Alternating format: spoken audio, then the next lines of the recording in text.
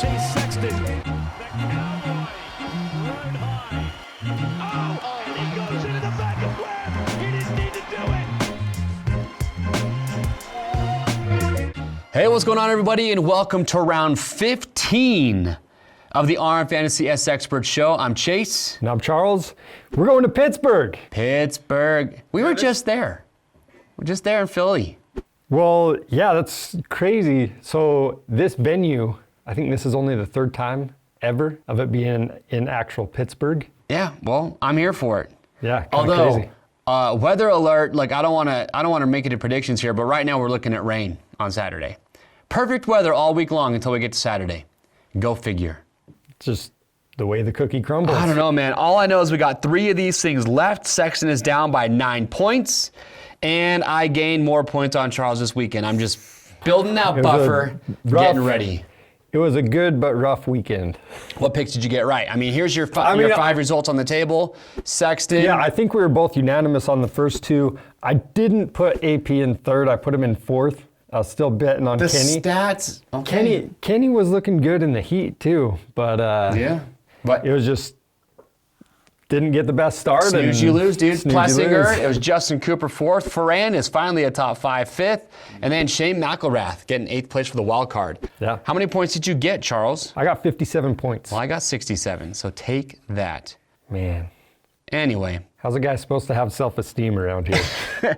And look, we don't have any tickets to give away because we already did Salt Lake last week, and this is it. We got 3 races to go. Yeah. And then we're off to outdoors. And it's shaping up. Oh my gosh. You could not ask for a better scenario right now. Yeah. The last time I remember being at this close, this late, was it Tomac era with Dungey? Tomac, I think it was 2018. Tomac and Dungey went into Vegas. And it was, if Tomac won, Dungey had to finish, I believe, 4th or better. Yeah. And that was when they had the bunching. Like that was chaotic. I remember that, yeah. That was the last time I can remember in the 450 class that it was like winner take all at Salt Lake. So we could be up for that. We could be up for it. Yeah. We'll talk more about it here in just a moment, but all I know is holy crap. And we're getting down to the wire when it comes to points for the overall for prizes. Speaking of grand prizes, we've got our 450 SX, our 300 SX, and the SXE5. They are here. We have received those bikes, and they're going to start getting built out with graphics, everything you name it. That is coming shortly. Yeah. But then we have the other 10 weekly prizes. Yeah, those are grand, but we have 7 other grand prizes. We got weekly prizes we're giving away. What's up for this week, Chuck? Recluse clutch up to $13.99 MSRP. Do you know how good that is for a week? $1,400. That could be a grand prize. Yeah. A full Recluse setup of your choice. Mm-hmm. Pretty sweet. Okay. 7 gear second, Pirelli Scorpion tire set for third. You've got stuff from Alpine Stars, Matrix Concepts, Motul Slacker, the digital suspension tuner. You've got Acerbis ASV, 100%, and Bell. Yeah. So, all right. Great stuff. Leaderboards, Jam 08, still on top, 810 points. And then B, Colthorpe, maybe it was Colthorpe, I don't know, 791. Goat 745, 776. So Jam 08's got a little bit of a cushion, but not by a lot. Remember, we are going to drop our lowest score, so don't forget about that. But you can see your top 10 up there on the leaderboards. Weekly prize winners from Foxborough. Nice job. Articuno? Is that how we're going to say this, Chuck? Articuno? Yeah. 110 points. They got the $400 Acerbis spending spree. What else? Raj B, the OGO 9800 gear bag. And you've got Slow Orange with the DID chain spending spree. Yeah, everybody with 110 points. Slow Orange. Yeah, Slow Orange. Well, here it is, Fox Racing Race Recap. Charles, 250s real quick, call them out. What stood out to you? Yeah, Laneshaw and Hampshire, they had a little impact after the start. Hampshire I couldn't tell exactly what happened, but kind of booted him. No, they didn't make contact. Lane Shaw just cross-rutted and just flat out jumped off the track. And then when looked like right off the he got back out of the on. get-go. Yeah, and then RJ jumped into the back of him. Mm-hmm. It's funny. Either way, it made me nervous. Yeah. Lane Shaw texted me and was like, dude, I got the privateer payout you guys do. That was so rad. Thank you so much. I'm like, dude, that's awesome, you know? And look, I have to admit, I was camping with the family, so I caught the main events, but I didn't really know what had happened during the heats. So I went back and watched it, and I'm like, dude, you ripped the whole shot. Like, how'd you not make it in through the, you know? So I go watch, and I see what he did. I send him the video. I'm like, hey, what are you doing, dude? And we're just joking back and forth. But I said, but look, had you not jumped off the track, maybe you don't get picked, or you don't go to the LCQ, you don't get your $2,000. All things happen for a reason. Yeah, beautiful thing. But yeah, Faulkner. With the airbag. Dude, he's testing that thing way too much this year.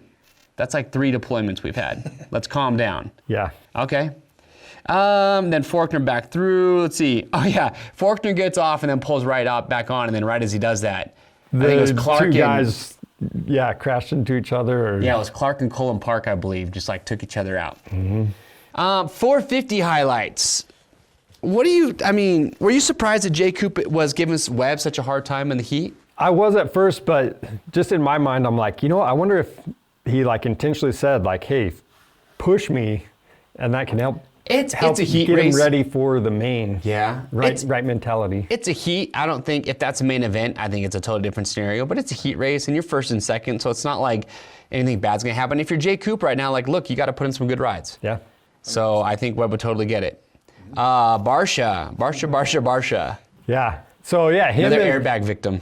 Yeah. You gotta admit, those airbags, as cool as they are, look kind of dorky when they go off and the dude stands up. They do. I've had that thing go off here in the studio. I mean, it like your chest, shoulders, everything, like you're stuck like this.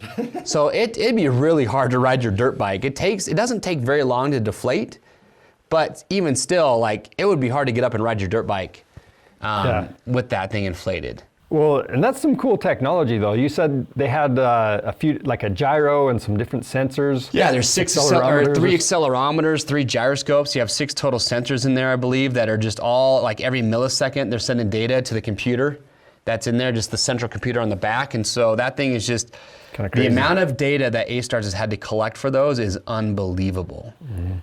I mean, in Barsha's crash, it did look like he hit the ground before it deployed, but he also kind of went over the bars, and so that airbag vest probably still thought he was on the motorcycle up until he just barely contacted the ground. So, but that's the data they get, right? They can look at that crash that Barsha had. They can say, okay, like, what does the data look like? What were the sensors reading at that very moment? And then they can say, okay, we need to tweak that.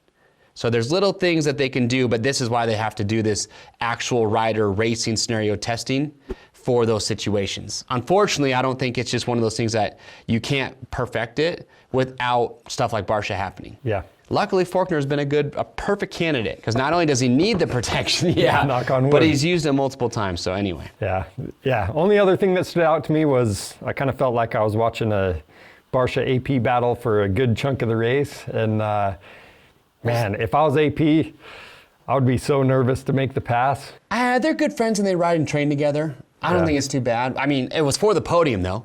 So you know Barsha's gonna hold on to that for dear life. What are the chances that after Barsha goes off the track, he pulls into the whoop section and just about takes AP out? What are we doing here, Barsha? Okay. Man. I don't know. All right, well, that being said, it is Track Trends. Charles, Pittsburgh, 80% chance of rain. Hopefully that's not the case, but what are we seeing on the track? What are you noticing here? I mean, super long start straight, along with some long rhythms. Yeah. So looks like that could be good, and then rhythm into the whoops. Yeah, gonna be interesting. Oh man, I hope it's not a mud race. But I love the 3 rhythm lanes all back to back to back. What do you think about that S turn? I don't know. It's got the little inside jump there if you do go to the inside. We'll see how it shapes up. What I really like is that they look at it after qualifying. If they have to tweak some things, they do. Yeah. I don't know. That's got to be elevated, though, because if you go to the outside, if you look there, they've got to have something to bank off of, I'd imagine. I don't know. Could be interesting. Haven't really seen anything quite like that this year. Notice, too, we had sand 2 races ago, but it was the mudder.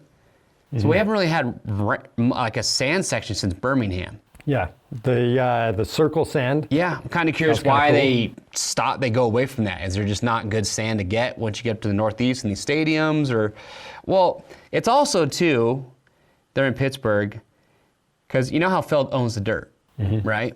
I wonder if they just don't have any sand yet. Yeah. You know what I mean? Because they got to have that sand ready to go into the stadium. So I wonder if with the stadium like this, where maybe they just haven't done enough races there, they just don't know if it's worth. I don't know.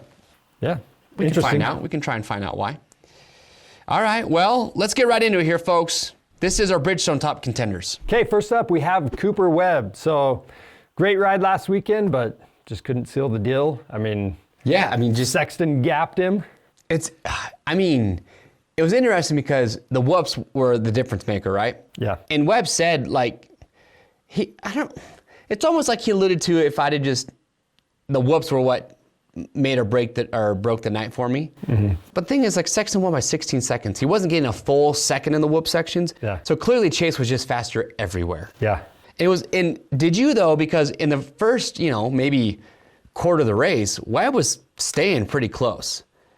I think what happened though is like once the whoops just got to a certain point, Sexton was still willing to just carry more speed into that first set, get to the second, and Webb just backed it down. Yeah, because he was gaining about 0.6 seconds per lap. And then you just watch him around the rest of the track, and just his lines looked awesome. Yeah. For what they showed, and then the rest was the AP and Barsha show. You only saw Sexton for like the first 5 minutes, if that, and then it was like you didn't. Yeah, so not the most exciting race to watch, but Webb said, hey, I ran my mouth last week. I didn't back it up, so props to him. Look, what's up? It is interesting, though, like how they were talking about Cooper Webb and his team. They're working on the sprint speed, all that stuff. So I know this sounds crazy, but do you think Sexton's in his head now? Just because he knows that if Sexton shows up, he's the faster rider, and the only way Cooper Webb can win is if Sexton makes a mistake. No, I think that's what Webb is so good at, honestly. I don't think anybody's getting in Cooper Webb's head. Yeah. I think Webb knew, maybe he didn't want to admit this, well, obviously after the race was over, that Chase had the advantage with those two whoop sections. Webb has come leaps and bounds with how much better he is in the whoops this year, but he's still not, it doesn't mean like he's just all now like one of the best whoop guys. Chase, Jet, Eli, Roxon, like those are your elite whoop speed riders. Webb, I still think it's just a tick off. He's gotten better, but we're gonna go to tracks like this weekend where you have rhythm lane into a shorter whoop section. I think Webb's gonna look at that and be like, okay, like we're fine, So I don't know. It's just, that's what the track offered to him, and he took it, and Sexton freaking checked out. Now, if you're Chase Sexton, however, dude, he's been crushing it on starts. And really the only thing I can think of is I think Chase, 9 points is probably a little bit more than you would want. But if you're Chase Sexton, if you're going to have a tight championship points battle right now, I think he is much happier being the chaser versus the one being chased. Yeah, because he's more likely to buckle under the pressure. I think if you're Chase and you've got a 9-point lead, if you're in Webb's position now, I think it's going to be a lot harder for you to race ahead of you and not behind. Cooper, I think, is different in that way. Yeah. So I'm just glad to. I think Chase is in a better situation now being 9 back. But what do you guys think? Comment below. Would you rather be ahead right now by 9 points with 3 to go, or would you rather be in Sexton's shoes where you're chasing? The crappy thing is it's not even crappy. Sexton has to win out, right? Yep. Like these two guys are the two elite dudes. The question we have though is for Aaron Plessinger. Can Aaron Plessinger look? Let's say Chase doesn't win next weekend. But Webb doesn't win. Who else can get in between these two besides, is Aaron Plessinger the only rider who can get in the middle of these two guys? Ken Roczen, I don't know. He's been good, but he's still hurt. He's not quite at that podium level right now, I don't think. Like he just got a podium a couple weeks ago, I get it, but AP has been riding phenomenal. Yeah. Yeah, I think if anybody's going to do it, it's going to be him. And what, AP? Yeah. Yeah. It's going to be AP for sure. Well, I mean, AP, if you look at his stats for podiums, he's been on 5 of the last 7 races, he's been on the podium. Yep. I just don't know, does AP have something for these two? Or is he going to be a distant third? This weekend, he rode great. He got up to 3rd place. Realistically, I think he's always going to be in that 3rd spot unless both of these guys make a mistake. Yeah. Yeah, that's brutal. But, I mean, it's make or break for both, right? It's not just all the pressure on Chase Sexton right now because Cooper Webb, he can't let Chase. Chase could very well win this last 3, right? He's the fastest guy. He's been riding really good the last couple weeks. So Webb knows, like, I have to win at least one of these next 3.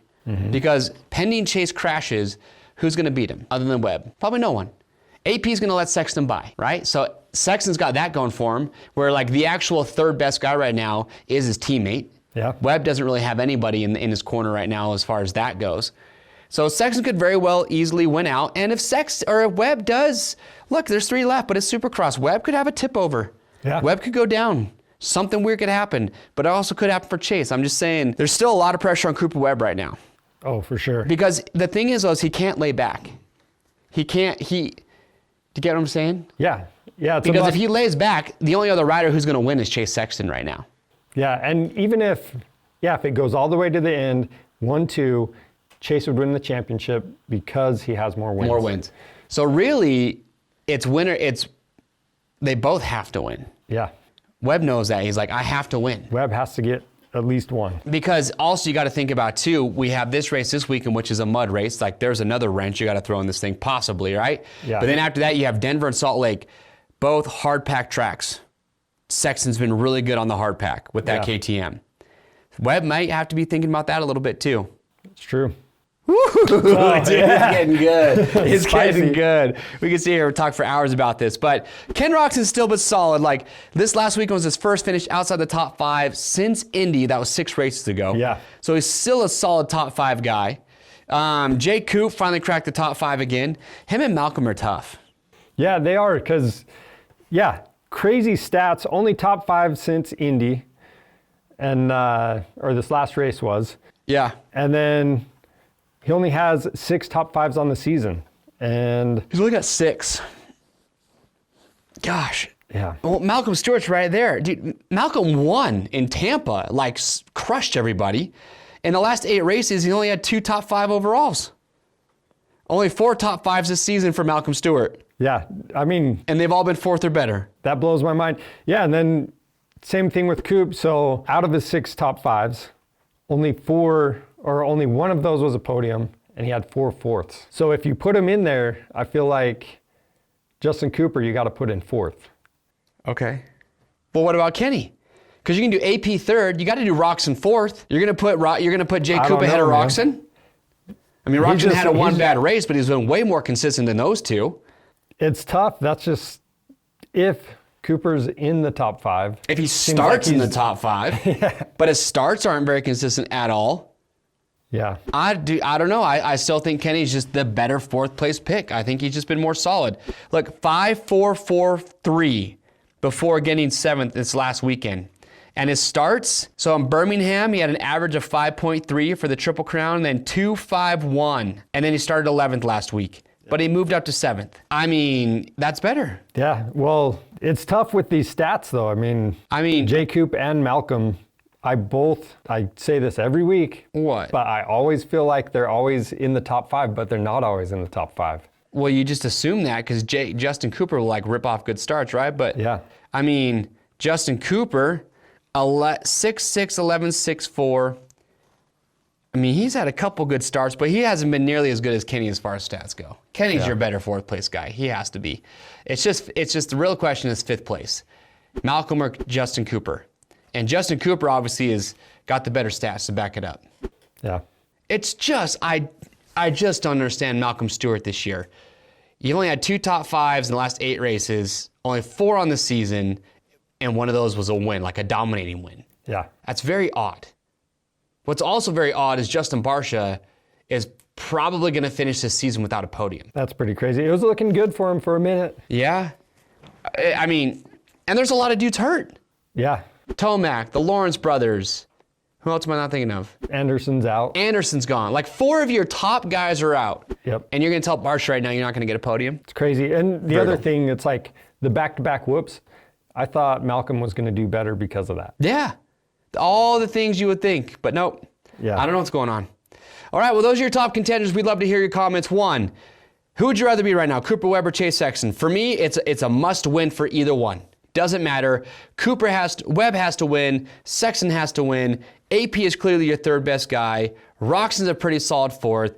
It's just Cooper, Stewart. What are you going to do with those 2? Comment down below. But now it's time for the Works Connection Wildcard Watch.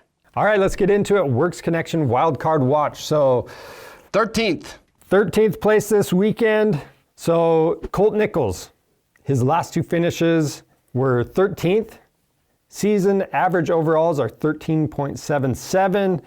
He's finished within 2 places of 13th nine times this season. So, well, that does good it for pick. your Works Connection Wildcard Watch. It's Colt Nichols. Yeah. I mean, really, like any of these other riders, like that stat-wise, like Nichols is, I mean, Oldenburg, season average overall, last 5 races, 15, 11, 20, 11, 14. He's kind of all over the place. He started 8th in 3 of the last 4 races, so his starts have been good. yeah. So it's always tough to know. Craig, is Craig out there? I'll be honest, dude. I haven't even noticed him once. Like, wouldn't even know that Craig was racing if I didn't tell me right now. So, I mean, he's out there, but average finish per gate drop, 14th. He's had 12th, 15th, 17th, 15th, 12th finishes. So, I up and really down. did expect at least a top 10 by now. Yeah. Not 100%. Not being too critical here. He would whoop my butt on a dirt bike, but right now, I don't know if it's just circulating and he's just like, I just have to get laps in. He's had some bad injuries, man. You've got to get to a point in your career where you're just thinking about getting hurt more than anything else. I don't know. Tough. And then, okay, he's been all right. Benny Bloss, his average finish is 14.9, but look, he's only had one result worse than 13th in the last 7 races. Yeah. So Benny's been quite a bit better than 13th. Was 10th or better the last 4 races before East Rutherford. So it's not Benny.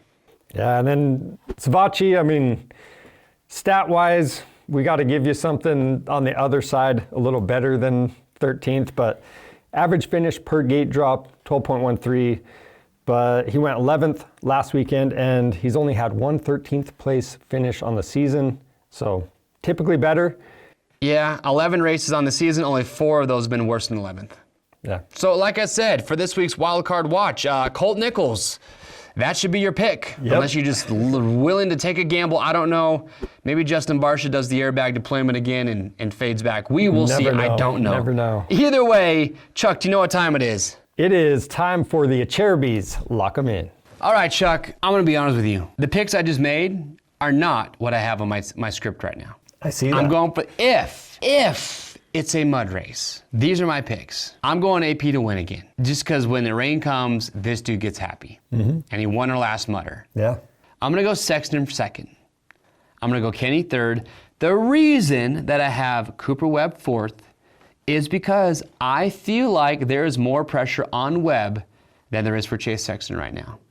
Chase Sexton has nothing to lose. He has to beat Cooper Webb no matter what. But Webb has to beat Chase, cannot give up more points, right? And in this types of conditions, I don't know. I don't know if Webb is going to be able to be as sendy as he was last time in East Rutherford when we had the mud race. Or no, sorry, Pittsburgh? Yep. No. Hold on. Foxborough? Yeah. Thank you, Sam. Foxborough. I don't know why. I just feel like that's what's going to happen. And then I'm going to go Justin Cooper 5th, and I'm going to go I have the wrong name on there. I'm going to go Colt Nichols 13th wild card. I like it. What do you have? Okay, I'm sticking to my guns here. Do you need somebody? Do you need Malcolm Stewart? Somebody know? No. So I still think Chase Sexton's going to get it done in the mud. Okay. And who knows? It might just be mushy. It might be muddy. We don't know yet. I still think Webb's going to wheel his way to the front somewhere up there. AP, we know he's doing good. I actually have J. Coop in P4, which I know you think is a mistake, but I just have this question in my mind. I'm like, what happened with Roxon last weekend? I know he has those injuries, all that stuff, and I think it's more his ankle right now, but man. All right. I think it's plaguing him. And then obviously, Nichols for wild card. I feel like he's the best option. Okay. So. Well, could be a big shakeup for us in our points this weekend. We'll see how it goes. I could be a genius or a complete idiot. We'll never know. But there it is. Those are our picks. Who do you have? Comment down below what are your picks for this weekend if it's a mud race. And are you going to change those if it ends up being drier? I'd love to know it. That being said, also, congratulations to Supercrosser who won the meme, the best meme in our last show. Been talking to him, going to get him some Axis gear. We're not going to do a giveaway this week, but next week, so Denver, we'll do another Supercross or another giveaway. So we're gonna have 2 weeks of memes. Yep. Are we ready? Get your memes in on the Discord. So after Denver's race, so the week of Salt Lake, we're gonna give away another winner. So this week's memes, next week's memes, we're gonna take all those and bunch them all up in a ball, make some dough. What's the hand gesture for making dough? Don't Spin do it that. around like this? Yeah, I don't know. Okay. Either way, that's what we're gonna do. So get your memes in. Best meme's gonna win a prize. We'll tell you what that is soon. Anyway, thank you so much for watching today's show. We hope you enjoyed. Who would you rather be, Chase Sexton or Cooper Webb? See you guys next week. See you then.